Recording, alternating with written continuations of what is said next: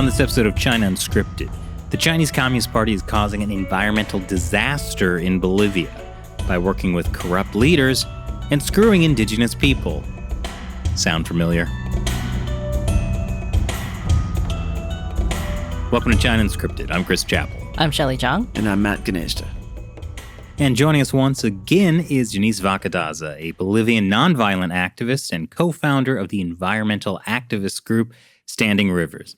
Jhanisse, thanks for being with us again. Thank you for the wonderful opportunity. Very happy to be back. Well, certainly a lot has changed since we last had you on. I believe that was back in 2019.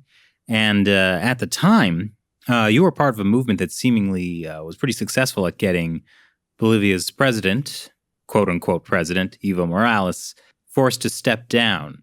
So what is the current political climate in Bolivia right now? Well, it's funny because a lot of things have changed and they haven't at the same time. We have a new government. So after Morales stepped down, we had a transitional government which stayed for around a year. They were supposed to only take care of bringing peace to the country and having new elections that were free and fair, which they did. But they also committed many corruption cases and human rights abuses that were completely out of the power that they should have had as a transitional government. So once we had elections yet again, the Mass Party won in the 2020 elections. They were on October the 20th with over 55% of the vote. So it was a high amount of voters that chose to vote for them. And then we have a new president. His name is Luis Arce. He was actually the economy minister during Morales' terms. And the vice president is David Choquehuanca, who was an indigenous leader throughout even before the MAS was a big political force in the country. There was a lot of expectation from different parts of Bolivia because the country was very tired after so much social conflict as well as COVID. But sadly, this new government has chosen to follow the very authoritarian line that we had already seen in the MAS party. So, sorry, what is this MAS party? The MAS party is a party, Movimiento al Socialismo, so movement towards socialism. It's the Evo Morales party, essentially. Oh, okay. But it's a different party name, but it's the same ideology? It's the same party as before. They just changed the presidential candidate. Oh, I see. New one after there was so much, refusal from Bolivians to have the same president running indefinitely. So they have a new candidate, but a lot of their old ways are the same. The thing is, they are weaker because a lot of regional and younger leaderships from that party have left and they have started their own parties. So it is a slightly more interesting political scenario. But to what concerns us today, I think, and what concerns me, many Bolivians and many indigenous leaders, this has also meant that many projects that had been put on hold, not fully canceled, but put on hold during the transitional government in terms of building dams and hydroelectric power plants that were obviously being built with Chinese financing. These projects are being reactivated by the current government. So we're kind of back to square one again. Well, I was going to say, I know Morales was pretty close with the Chinese Communist Party, doing a lot of infrastructure investments like that. And, the new president being the economy minister, usually those people are also very much in line with doing business with China. They are. They heavily are. And when this new government was elected, when Luis Arce was positioned as president, Xi Jinping sent a letter to Bolivia congratulating the new president and expressing his desire to strengthen the construction cooperation between Bolivia and China. So we already know what this means. We've seen it happen already during the previous governments. But what is even more worrying now is that Bolivian economy needs a new source of liquidity. The prices of gas internationally are going down. And we also had the COVID pandemic, which was very hard on Bolivia's economic movement over the entire country. So there is because we have this big economic need, there is a very aggressive approach to natural areas at the moment. And this means that it's very likely that the extractivist model is going to be harder and that indigenous communities and areas that are occupied by indigenous groups and that are also national protected territories, quote unquote protected, are going to be exploited even faster now. So the Chinese Communist Party's infrastructure investment in Bolivia typically ends up damaging the natural environment and primarily the indigenous people who are there, correct? Exactly. And it's very important to highlight this because this is not just I am one activist in Bolivia. There are many other indigenous leaders whose voices I think are even more important than mine. And they have already said repeatedly in more than one occasion that whenever there are these big constructions in the name of development, usually these constructions, when they are done in indigenous territories, according to what our constitution says in chapter 4 of the constitution, if anyone actually wants to look it up, the Bolivian constitution, the indigenous groups should be consulted and they should be informed about these projects. They should be consulted if this is how they want to administer their lands, their territories. And if they say no, which they had said already to many of these projects that are financed by Chinese investing, then the government should respect that. However, of these projects are being done without the consent of indigenous communities. I can name, for example, the Rositas. It's this dam project, the hydroelectric center that's going to be built in an area that is going to be flooding, I think, 450,000 hectares, and it would be displacing at least 12 indigenous groups. And however, there was no consultation to indigenous groups.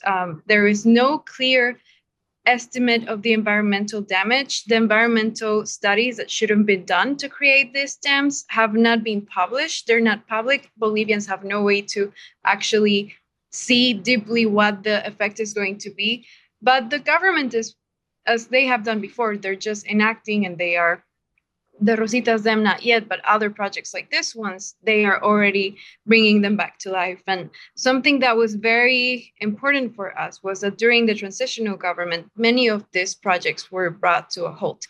They were not officially canceled. In fact, the Minister Pinckert, who was environmental minister during the transitional government, she mentioned that she wanted to reactivate some of these projects, and there was a lot of public outcry from civil society because obviously we don't want them. But right now it looks like it's going to happen. And yet again, the MAS is a party. The current Bolivian government always portrays itself like it's protecting environmental and indigenous rights. But at the end of the day, if Chinese money is going towards these areas and they don't care about indigenous rights, they don't care about environmental protection, even if the constitution says so. And it's very interesting to watch and see how this type of issues get so much attention from the international community when they happen in countries like Brazil. Yet when it happens in Bolivia, there is this almost complicit silence that no one talks about our issues. Why do you think that is? I think there are several reasons. One of them is probably lack of information. People just don't have enough truthful sources of information from Bolivia. We are not a big news headline for people outside of Bolivia, and this is very, very silly. I think the international community pretends like they don't know that Bolivia is an important geopolitical center in South America, but we are. And then I think there's also because, and this actually, I can mention this with the help of former President Evo Morales.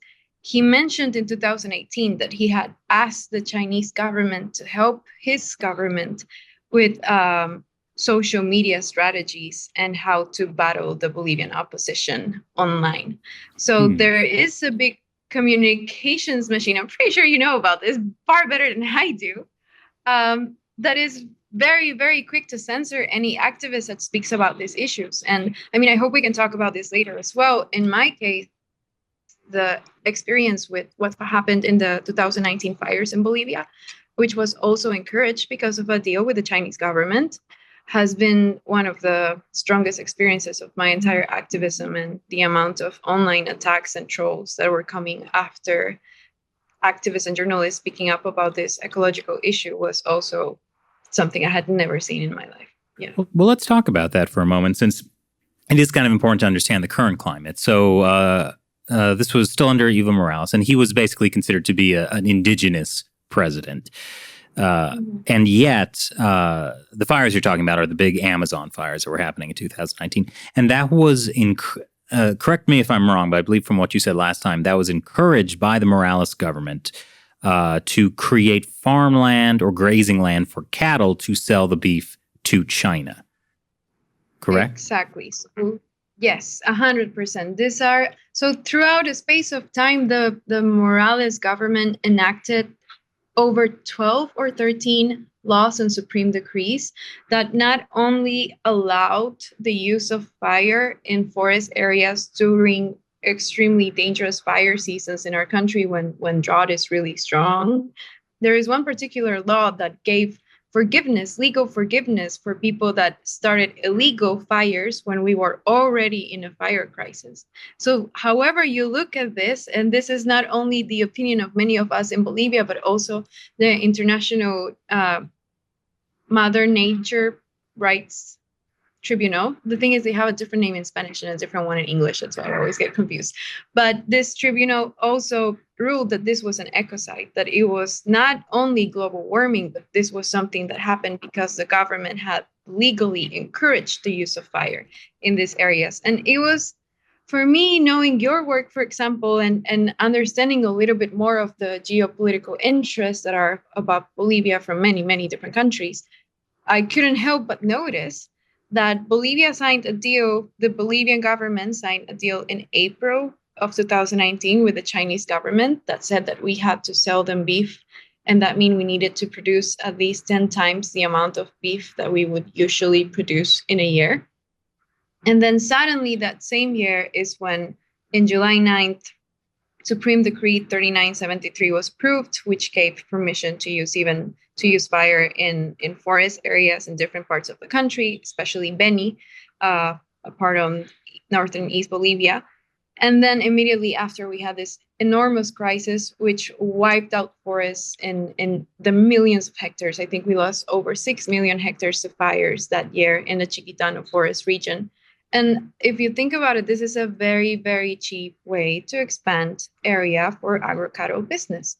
And at the same time that this huge crisis was happening, it's estimated that at least 2 million animals died during this crisis. And I should also mention 5 firefighters. One of them was the younger brother of a member of our Standing Rivers team. The cattle ranchers and the people that would be benefited from the deal with China and exportation to China were actually asking the government not to annul these laws. So in the middle of the crisis and in the middle of all of this death. And as we speak today, there are fires in Bolivia again, also encouraged by these laws that the Bolivian government has not changed, despite the crisis that we have lived for 3 years now. And I think it's also important to highlight that even during the transitional government, which was ruled by a party that in theory is opposite to Evo Morales, the deal with China was not suspended, and the laws that allowed the fires were also not suspended. So you can see that there is a bigger geopolitical alliance there that goes even beyond parties in Bolivia. I love when presidents issue supreme decrees. Just I reeks of democracy. This is insane because it's like there's an indigenous president who gets elected with the promise to help the indigenous people, but signs a deal with China, which makes him then start burning huge amounts of the Amazon in order to sell beef to China. And then the fires get out of control. He blames it on global warming.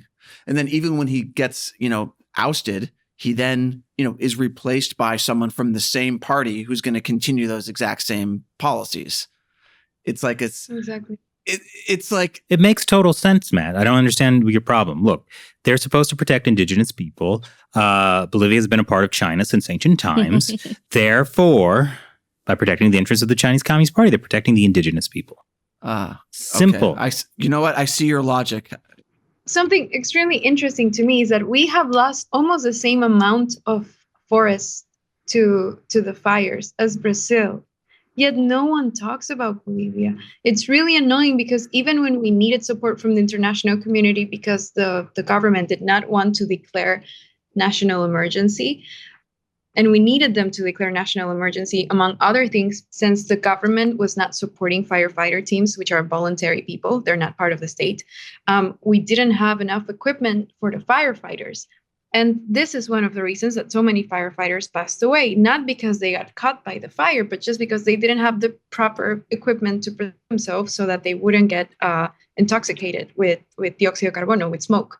So since the government did not want to declare a national emergency, we didn't have the legal means to bring donations from abroad to support the firefighters with the equipment that they needed.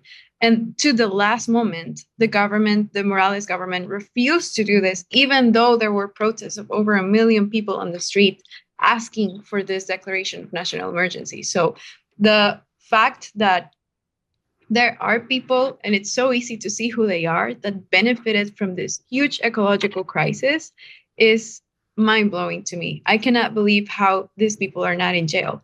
And the fact that they have now been reelected and they continue to do the same thing. Just this week, someone else passed away during fighting the fires because of intoxication with smoke.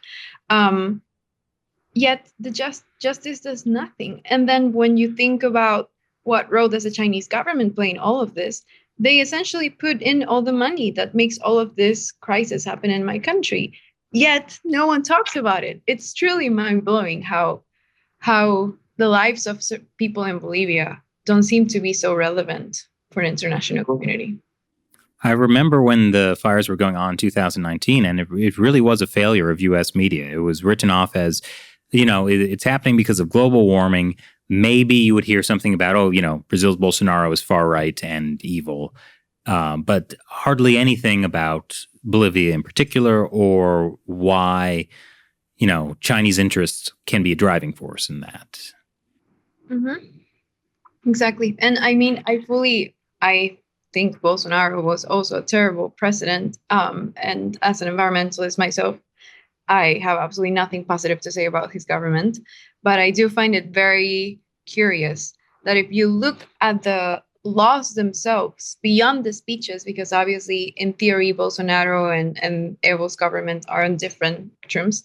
If you look at the laws enacted that have to do with both protecting the forest and then responding to emergencies in the forest, the laws are incredibly similar. They don't allow you for, even if it got to a point where it was so annoying and desperate and such a desperate situation for us that it's not only about asking the government to do its job. It's like, okay, you're not going to do it. Let us organize ourselves to help our own people. And yet, even that was not a possibility. There was even CPJ, the Committee to Protect Journalists, I was just reading today, they wrote an article about the high level of threat for people reporting fires in Bolivia in 2019. It's interesting what you just said about the government not letting people organize themselves, because we just did the story about how in China, there have been massive floods. There's usually flooding every summer, but there have been massive floods in a couple provinces this year. And something that the Chinese government likes to do is that they release the flood waters in poorer rural areas to try to save the cities. And then these people who live in these villages or small towns, they're trying to prevent these floodwaters from killing all of their crops and animals. So they're building barricades. They're trying to keep the floodwaters back. And then the local government is actually fighting them. They're not allowing them to try to save their own land. And it just kind of what you said about what's happening in Bolivia just reminded me so much of that situation.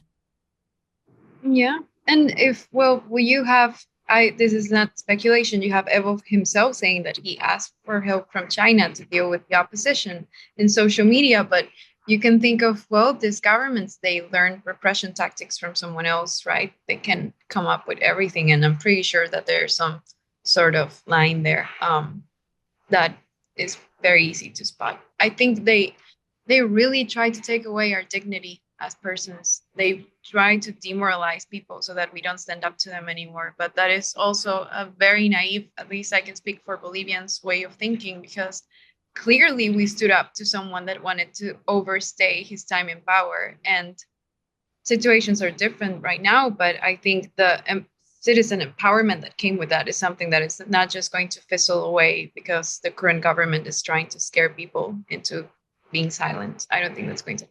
Well, speaking of that, you the fires in 2019, they caused a massive popular protest movement against Morales. You were a big part of that. And now you said you were targeted a lot by trolls during the midst of this, and that sort of the social media system Bolivia had was largely built by China. So tell us a bit about that. Yeah, it was, I'm very happy in a very weird way that there was so much work to do in the forest fires, actually on the ground, because I was there, that I didn't have enough time to worry about this. But I had over, I think, 1,000 threats coming into my Twitter accounts and my Facebook account and my phone. This happened the day after I gave an interview to the BBC explaining the fires and how we needed the government to declare national emergency. And the level of threats of different images and different fake accounts, I could tell a lot of them were actually just trolls, was very, I think, could have been very disheartening had I had the time to focus on this. But when literally your home is on fire, when you look around and everything is on fire and your friends are passing out because they don't have enough protection equipment, tweets and trolls are really unimportant. And I think that's also one of the things that I've noticed, that they do this because they want to distract you from the real work. Good point. Yeah, and now every time that there are targeted attacks on my accounts, which still happens, I just know, this is kind of yes, I'm doing something effective, and therefore I have to focus a lot more on the cause and on the issues than on defending myself, because as an activist, I'm not going to ask people to vote for me anytime. I don't need people to like me or think I'm the best person in the world. My job as an activist is to be a speaker for the causes that are really important. So that's where my focus should always be. And that was a great lesson during the forest fires. It was very easy to tell what was important and what wasn't. So thank you to all the trolls. They taught me that very quickly. That's a lesson a lot of people on the internet need to learn. Focus on what's important. Yeah. Speaking of, did you see the new He-Man? My gosh. Okay. How do you feel about, I know that you do a lot more work than I do following the Chinese influence in different countries. Do you think there was some sort of thing happening around this with the new election in Bolivia? Was this something that was even on your radar? Do you mean the use of like trolls? Mm-hmm. Well, I think it's like you're saying, like, authoritarian regimes learn tactics from other authoritarian regimes, and the best authoritarian regime has socialism with Chinese characteristics. So if Bolivia is having an internet system that's being kind of designed by China, I'm sure a lot of the tactics the government would be using would also be tactics the Chinese Communist Party has like recommended and probably taught people. We do see this in Africa, for instance, where Huawei will build the internet infrastructure of some place and will specifically have Huawei agents teaching people how to perform censorship, how to target opposition leaders. So while there, I haven't seen like any like hard evidence, it's a pattern that it's pretty common wherever the Chinese internet goes. Was it Chile, where there was somewhere in Latin America where they were essentially importing Chinese security, like not just kind of security cameras and that stuff, but also just the kind of mechanisms for control and surveillance? Well, I mean, China's interest in Latin America is pretty huge. Like recently I saw an article about how Cuban security forces in the latest rounds of protests have been getting training from Chinese security forces. Well, that's definitely not a surprise. That's definitely it's the same thing in Venezuela as well. So obviously the Chinese Communist Party has interests in Latin America, and they're going to protect those interests and the governments that back them. Like Bolivians' movement towards socialism with Chinese characteristics party? Well, Jhanisse, you were talking about some of the extractive policies earlier that the Bolivian government is putting into place about the natural resources. Are a lot of those going to China? So essentially, all of the let's talk about the dam specifically. So many times when the government is enacting new supreme decrees or laws that allow the construction of these things, because they need to do this as well when they're going to use land that is indigenous territory or a national park, right? And not a protected area. Usually what happens, and for example, I have it right here for you, in the case of the Rositas project, the one I was telling you about that would be moving more than 500 indigenous families, this will be built with 80% financing from the Export-Import Bank. So we know where that's coming from. And as many other loans from the Chinese government, when this money comes in, and this is what makes the life of civil society so difficult, the Chinese government, the contract with Bolivia is essentially, as in many other countries, we give you the financing, but you have to hire Chinese companies to come and do this work. And it's not only hiring the Chinese company to come and do the work in our territory, but they bring their own workers, they bring their own equipment, they bring their own system. Overall, they don't even hire local people and let's say that then they generate jobs. That's not what happens. And since it works in such a hermetic way, there's really no reports that we can use to check what they're doing. So, and the most interesting part, and this is an investigation done by Fundación Solón in Bolivia, the Solón Foundation, they do a lot of environmental investigations, is that, for example, with the Rositas Dam, and I suspect that this is probably happening with many other Chinese projects in Bolivia, there won't really be a gain economically for the state generating power from this specific infrastructure, because the cost, given the characteristics of the place, the location, and the people needed to be hired, the cost of producing this energy is going to be too high for the market. So in the end, they're probably, if they do it, they're going to need to have some sort of I don't know how to say this in English, like the government will have to be paying for some of this before they can actually sell it to someone else.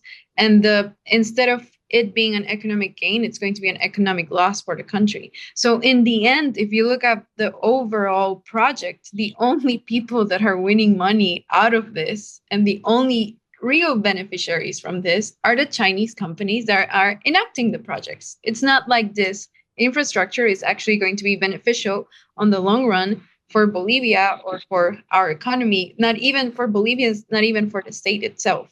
Win-win mutual cooperation.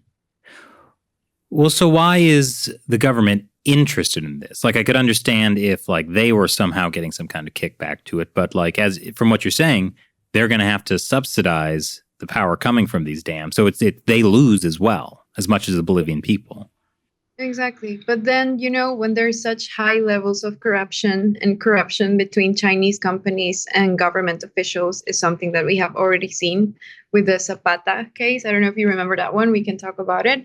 But again, when there's such high levels of corruption, when you have a state whose rule of law is not really existent, when sometimes, if by some miracle, someone points out to a corruption case inside the government, you know that the judiciary is not really going to do anything about it, then everyone can get away with anything. So the state is losing, the people are losing, but probably the people that signed these things are gaining a lot of money out of this for their own personal banks.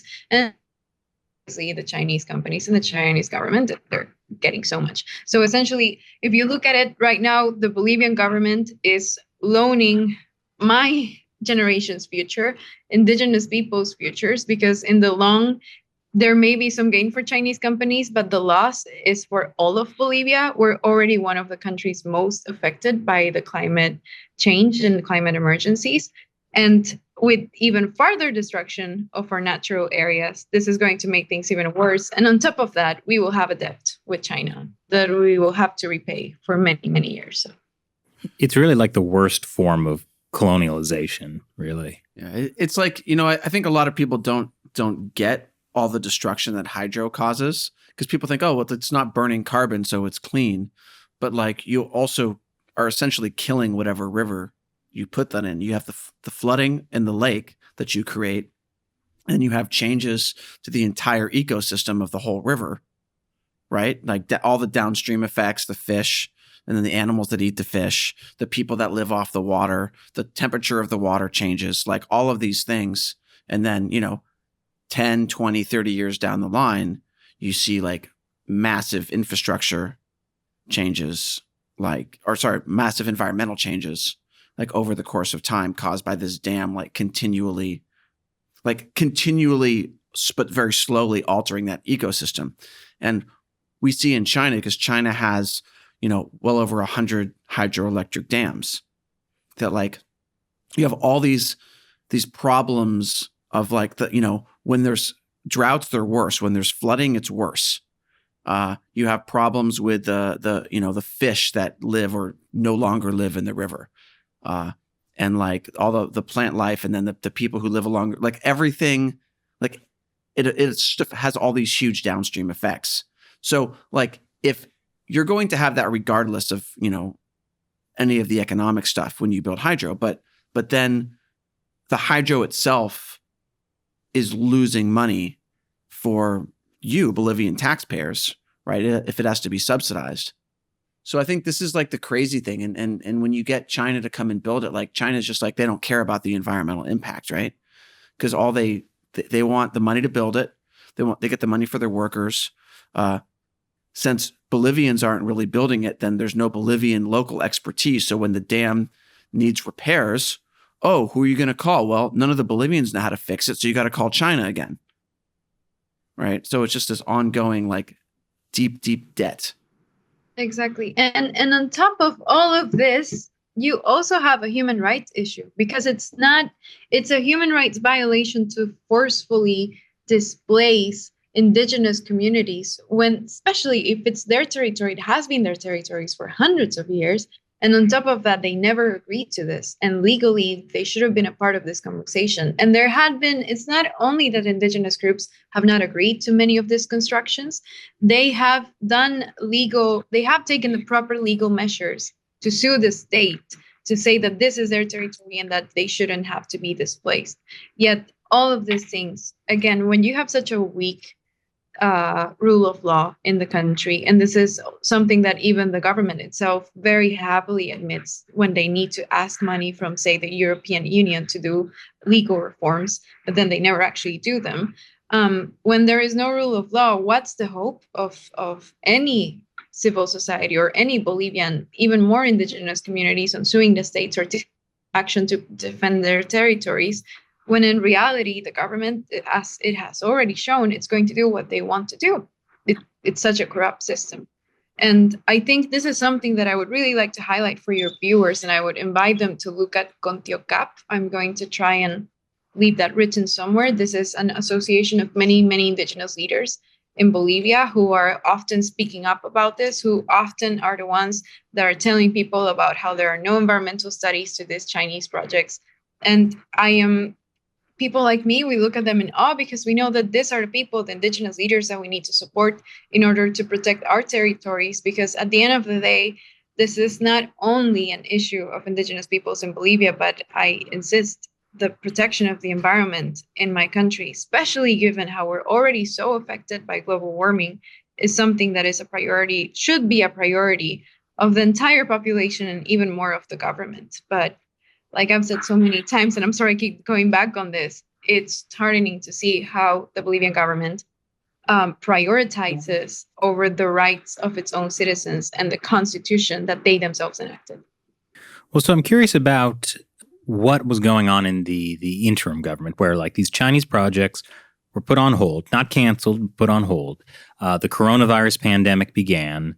What was the view of China during that time? I imagine popular support must have even gotten even worse for China.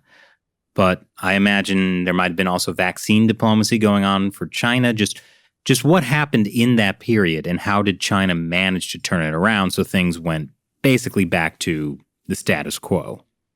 Well, one thing that a lot of us pointed out to begin with the environmental subject before we go into the other ones is that the Bolivian government could have canceled many of these projects. And it was really a red flag to us that they only paused them. They didn't take firm action in order to cancel this, even though it had been proved so much that these were illegal. There was so many violations of human and environmental rights in the making of these projects. And at the same time, the transitional government, kind of their whole marketing was that they were going to be the exact opposite to the Morales government, right? So it would make even sense in that, to be coherent, they should have also canceled these things, but they didn't.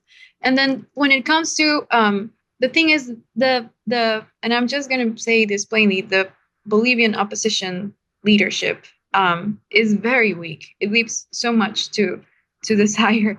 And we, as environmental activists and as civil society, and I hope this is very clear for your viewers, we oppose the Morales government, but that does not mean we necessarily like the opposition either, because we know that Bolivian politics is often driven by elites and not necessarily by the interests of the people. So in a way, the transitional government tried to have a closer work with the other end of the geopolitical spectrum. So there was a lot of vaccine diplomacy going on with the USA embassy, with the EU, with the UK as well. I think I noticed that they also had some nice relationships and even some collaborations with the Chinese government. And obviously there was the vaccine issue as well, because we're such a poor country and in such need, and hence today we still don't have enough vaccines. But there was an attempt from the transitional government to sort of get closer to the other end of the geopolitical spectrum.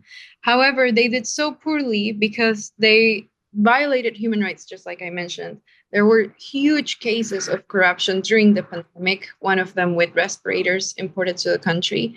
And they were also so bad at conducting, at leading a country that was already so divided, and we needed leadership that was going to kind of reconciliate the country and guide us out of the crisis, instead of just being stuck in this endless loop of one end of the political spectrum against another.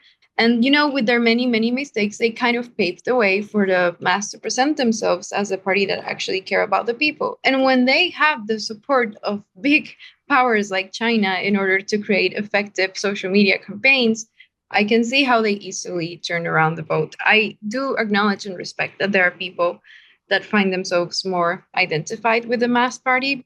It's sad to me to see that a party that could have been so much to Bolivia ends up being just another little slave of Chinese interests. It's very, very disappointing. And obviously will never support that party.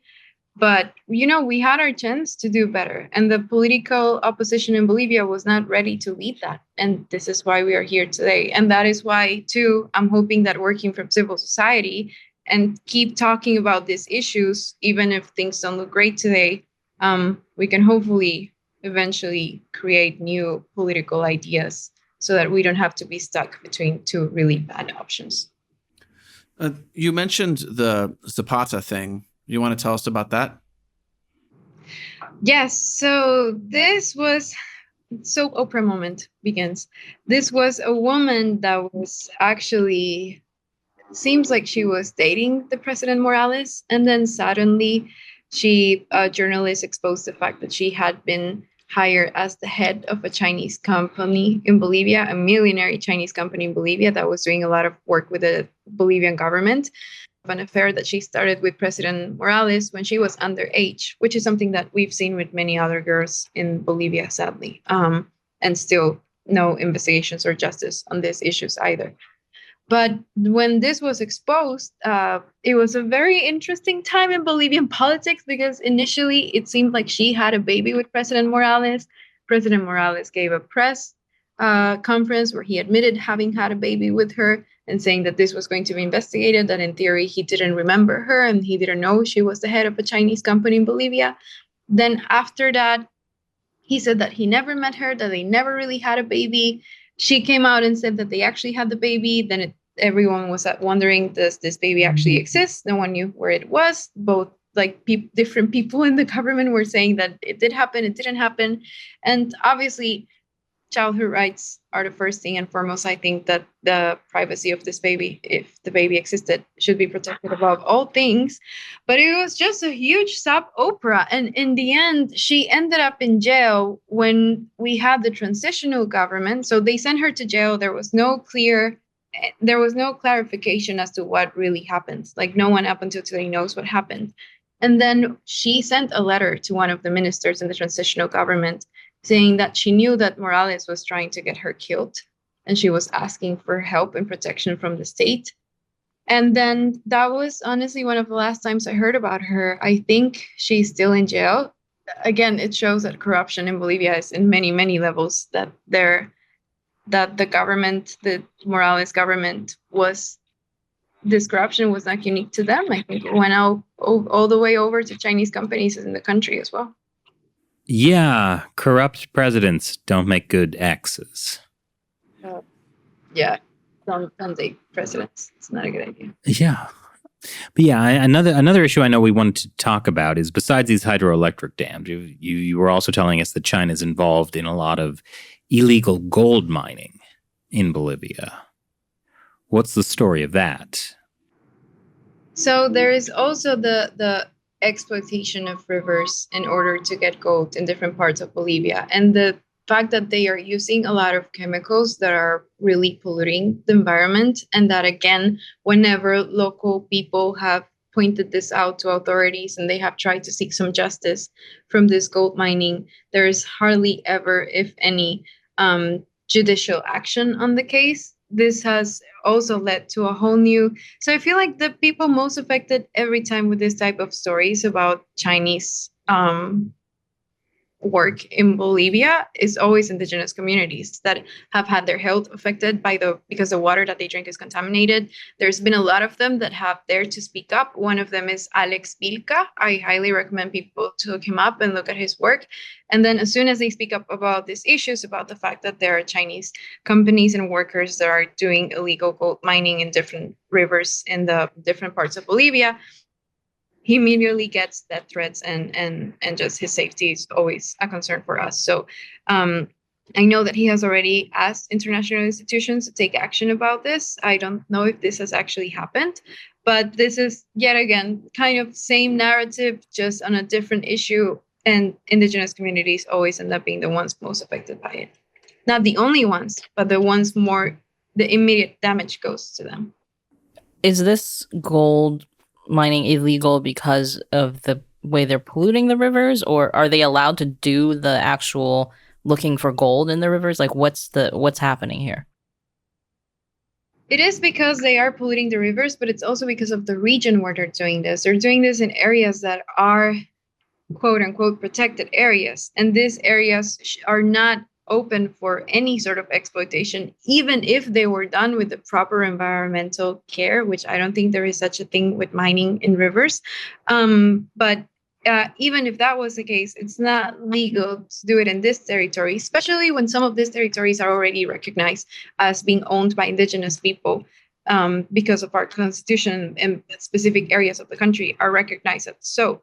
So again, when this happens and the jurisdiction and the laws are there that said that this is not legal, that there should be heavy, like very determined legal action taken against this, it just goes nowhere. So there's a big complicity between the Bolivian state and Chinese initiatives. I don't know what to call them, delinquencial, like this is not legal at all.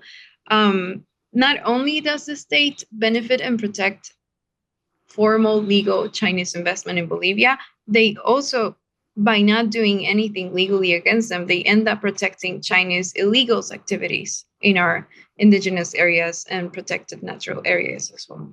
So the government knows about these gold mining activities.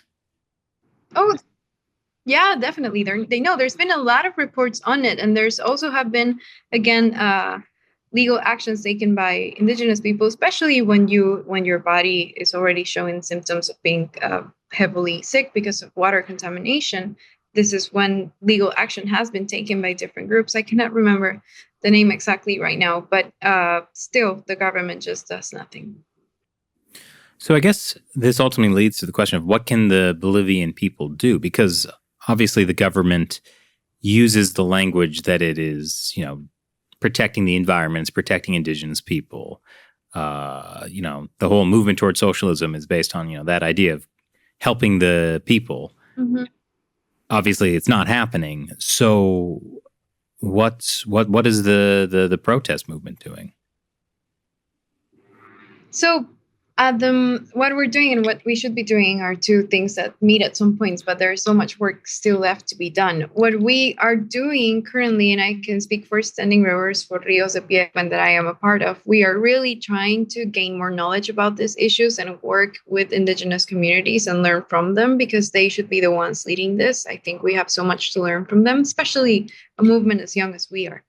And at the same time, we're trying to do the international exposure of these issues, like I am doing talking to you right now. We're trying to raise awareness about what is happening. But what is even more important and what needs to be done, and I think there's a lot of work to be done in this in Bolivia, is for us to realize that fires or the construction of dams, hydroelectric centers, or gold mining, they are not separate issues. They're all interconnected. And they're not only interconnected in the sense that there is obviously Chinese investment causing all of this, but also because all of these things eventually, and not even eventually, are already affecting the Bolivian environment and our livelihoods. So I think it's very important that movements like ours continue doing this work of raising awareness and supporting the people that are opposing this. But I also think that the international community, if they want to keep living standards that everyone is talking about right now, because so many international entities are talking about protecting the environment, about rights, about action against climate and global warming, the fact that they talk about this so much yet do nothing in terms of not necessarily opposing Chinese investment in Bolivia, which I think is something that should be done, but even just supporting the people that are already working in these issues in Bolivia, giving a voice to the people, to the indigenous leaders, to environmental activists, journalists that are exposing these issues, and even more supporting them in moments of extreme crisis, like the one we have right now with the fires in Bolivia. These are very tangible things that the international community could be doing and is not doing. And I think that having opportunity to talk to journalists like you and talking about these issues is already such a great help for us, because like I mentioned, it often goes unnoticed and there's not many people doing this job either. Well, the international community is more than just, major Western powers. What is being done to create a coalition of activist groups in different Latin American countries who are also facing these kind of challenges of totalitarian governments that are backed by China? I think a lot more should be done. I'm going to admit that in the case of Standing River specifically, we don't really have had the chance yet, but we want to work with activists from other countries in Latin America on this specific issue. But I think even just learning from, for example, we really admired Hong Kong movement. We have been learning from the distance, but yeah, we need to create a lot more alliances. And I think even with African countries and activists in Africa, who I often feel like their stories are so similar to us, because it's the same time of new colonization coming to our countries, taking advantage of such weak rule of law and just doing whatever they want with our natural resources. Yeah, Jhanisse, what you're talking about makes me think about, a lot of international attention right now is focused on climate change, but it's kind of a very narrow focus in terms of like some of these other environmental issues that are, and I'm thinking about, the Biden administration talking about how they want to work with China on climate change, right? And at the same time, the Chinese regime is not just incredibly polluting their own country, but going out and, extracting natural resources from Bolivia, from other countries in Africa, Latin America, polluting them, like they're taking all the fish from the oceans, like all of these things that they're doing. But if we only focus on the climate change part of environmentalism, it's like we're going to ignore. It's like going to El Chapo to ask him to help stop drugs in America. Yeah, it's not one or the other. I think climate change and global warming is something so real that we're already living. But the fact that there is so much attention to this, yet little attention or response to crisis, like when we have hectares burning in Bolivia. And not only is there no immediate response to the emergency, but also no one holds anyone accountable. People are just getting away with ecocide in my country for 3 years in a row now. It's really stunning. So all of these speeches about global warming and taking action to protect the environment and hopefully grow biodiversity, which is one of the main things that we need to do in order to fight this global warming, it means nothing if you don't do anything also on the real issues that are happening in countries like mine right now. And it's what the Biden administration says and what many other institutions and governments have said in regards of this is so, I mean, you know this already, it's just pure politics. It's not really a real interest to change things, but the people that are really trying to change things, to me, at least in my country, are indigenous leaders that are opposing to this Chinese investments and constructions that are damaging us so much. So I really hope that at least from this, more people can hear their stories, get to know them, follow them. Alex Villca is an indigenous leader that I really, really admire, as well as Marcial Fabricano. I'll try to write down the names in the comments when this is up. But I hope more people can hear about them and support them. Yeah. Yeah, the biggest contributor to climate change is all the hot air from politicians. Oh, man. So, Yes. Jhanisse, for anyone who wants to follow you and your work, where should they go? So you can find me on Twitter, Instagram, Facebook. I'm always trying to keep information up to date. And then you can also find Standing Rivers is our Twitter account in English, where we post about all of the issues that I have just talked today in Bolivia. We post in English there. And if you want to read our Spanish content, which is where we have most of our content, you can follow Rios de Pie on social media as well. We're everywhere but TikTok. So, yeah. Everywhere but TikTok. We should get on TikTok, you guys. I hear the kids like it. Yes. Well, Jhanisse, it's been a pleasure to have you on again. And I guess we'll be seeing you soon for the Oslo Freedom Forum later this year. Thank you. I hope to see you too. I hope next time we meet, I have more positive news on all of these issues. So, It's positive news. So what's that? We'll get there. We'll get there. All right. it'll happen again. It'll happen again. Well, you're fighting the good fight, and that is good news. Yeah. Thank you. Yeah. And there's a lot more like me. So that's great news. It's Thank true. you. All right. Take care. Well, looting and polluting is the way of the Chinese Communist Party. Today. That's better than I had. Okay. Thanks for the save, Matt. Yeah. Boy. I did not Speaking expect... of 30-year-old cartoons. Yeah, I was like, wow, okay, that's a deep cut. Well, I guess a lot of people do know Captain Planet of a certain Yeah. age. Yeah. It's not like a 40-year-old cartoon like He-Man. Yes. Yes. I don't know. But if you think about everything that's happening in Bolivia, it just all sounds eerily familiar, right? Because It's the same pattern. And just, this was like a very small sample of the environmental destruction the Chinese Communist Party is causing around the world. And really, it is not getting the attention by the international community that it deserves when we're talking about environmental destruction. I don't think people even make the connection. Well, I mean, it didn't start in Bolivia. It started in China, right? Yeah. I mean, they wrecked the place. I'm laughing because I said that off camera and you just... Well, no, but I wasn't trying to steal your thunder. I was trying to like prompt that discussion, which then I was leaving open for you. Oh. I haven't seen such toxic male-female relations since the latest He-Man adaptation. Okay. Shall I take it away? Well, I haven't seen all of the latest He-Man adaptations. Shelley, you're a Wait, no, champion. That's not what I was prompting about.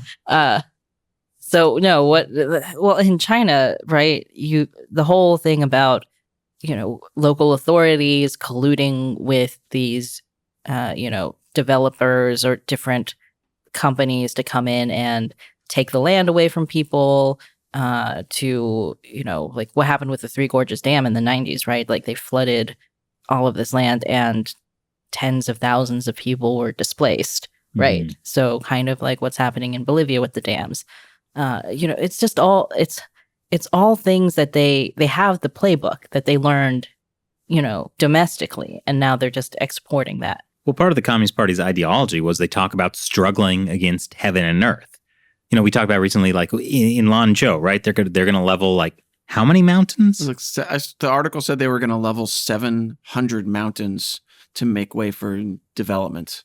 There's not a lot. Look, I don't know if they've completely done that so far, but there's not a lot in Lanzhou. So what you're saying is like it's fine. No. What I'm saying is like if they take the mountains away, there's not going to be anything left.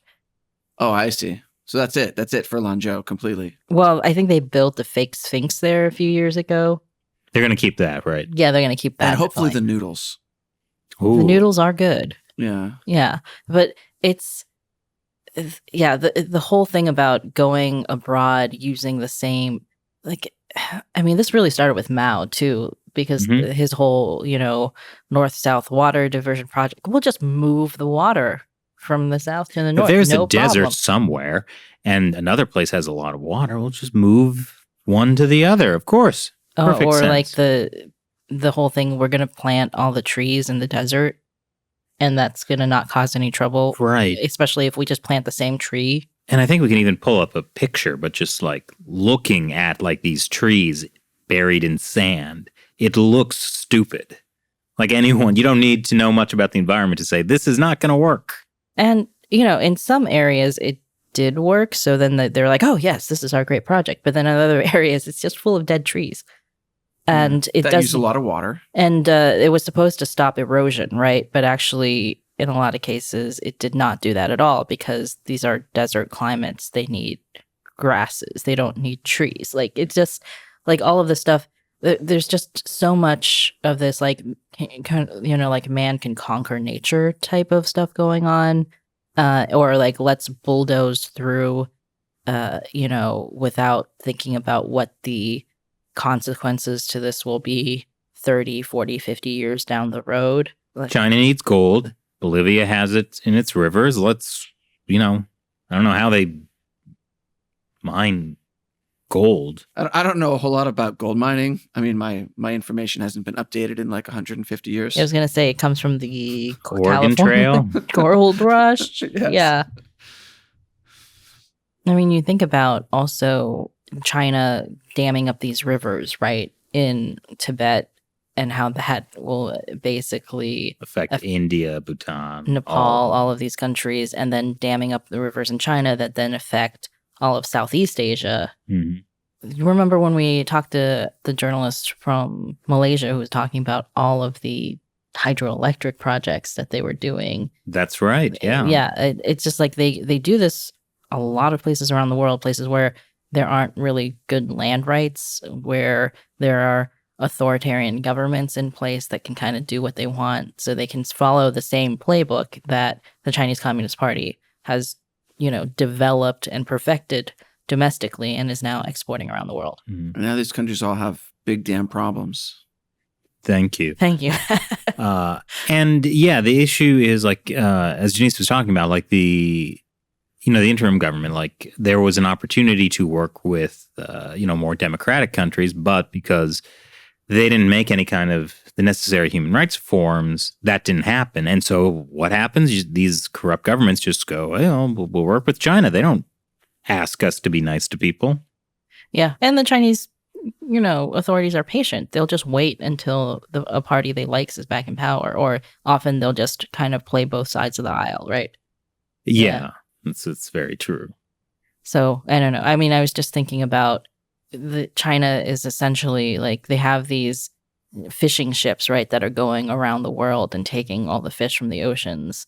Strip mining the ocean of fish. And then, when certain environmental groups or when there was like an article that called them out on it, and then there was like a huge social media backlash inside China. Do you remember this? About I don't. Like they were really upset at being being accused of eating the most seafood in the world. Really? I don't remember this at all. Well, like the people who accused them of that were racist or something? I think there was also somebody who said that maybe it was a Chinese person who said maybe we should eat less seafood or something like that. Mm-hmm. And then there was just this huge backlash about this. It gets again, using their social media mechanisms to generate outrage. I just don't understand why when like there's any conversation about environmental destruction, nobody talks about China or talks about China as a partner that we need to work with. Oh, And well, not like you're the one doing this. well, like I was trying to say with earlier that we focus so much on climate change now, and so we don't want to bring up like all of the other things that China is doing or the Chinese Communist Party is doing to destroy the environment because we need them to work with us as a partner on climate change. Yeah, right? well, maybe if they weren't responsible for burning down the Amazon, we might have a different situation with the climate.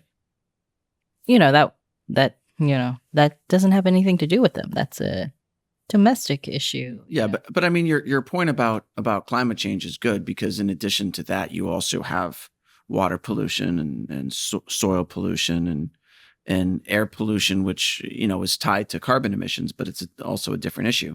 And so you're like, if you work with China with the sole goal of reducing carbon dioxide emissions, and like that's the only focus, you're gonna have to ignore essentially other major environmental problems that have these other consequences. And obviously, as you pointed out, Chris, on top of that, you're not even going to be able to work with China anyway because they just are going to lie to you. And China burns more coal than the rest of the world combined, and they're not apologetic about it.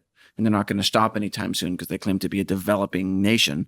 So, like, there's just it's like not even worth talking with the Chinese Communist Party about this because it's like if you want China to stop polluting, you have to stop having goods manufactured in China using that dirty coal energy, the harmful hydro energy, and do manufacturing in countries that have higher and enforced environmental standards, US, Western Europe.